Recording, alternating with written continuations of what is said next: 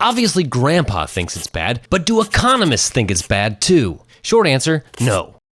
Well, no, as long as it's kept under control at a low rate. Because, as we'll explain in a minute, inflation means there's all this stuff going on, and without it, the economy would stagnate.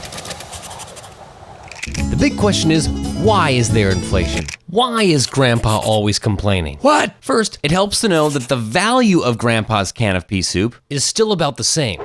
It's just that the value of his money has gone down, so he needs to spend more of it to buy the same stuff.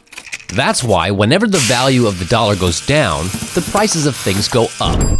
Second, the economy is a complex web of market forces and prices that can go up for many different reasons. For example, if pea soup suddenly became the new hipster craze, then pea soup companies might respond to the increased demand by raising the price of their product.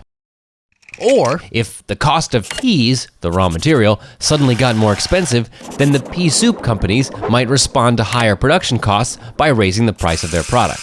But the big kahuna behind the slow upward creep of prices, which is the inflation we all talk about, is the Federal Reserve Bank in Washington, D.C. The Fed. The Fed determines the price of lending money. This price is also called the nominal interest rate. Think of it like this. If you borrow $100 and the interest rate is 5%, then you are paying $5, 100 times 5%, to borrow $100. In other words, when the Fed sets interest rates at 5%, the price of borrowing $100 is $5. And if the interest rate is 15%, the price would be $15, and so on. So you can see that the lower the interest rate, the cheaper it is for everyone to borrow money. What does this have to do with inflation? Well, when a bank lends you money, it's creating credit.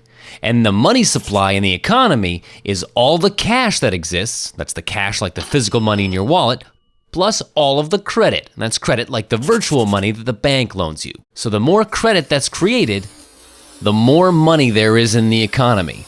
It's this increase in the money supply that lowers the value of the dollar and pushes prices up.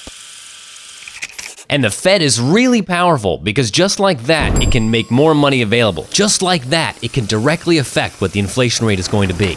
Without this control, the Fed would be unable to stimulate the economy. Whenever the value of money goes down, prices go up. The value of money goes down when there's more of it circulating in the economy.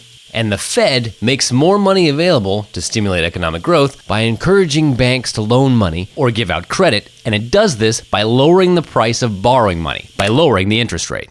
So, the next time Grandpa says, How come I gotta pay so much for pea soup these days? you can tell him, blame the Fed. Who's Fred?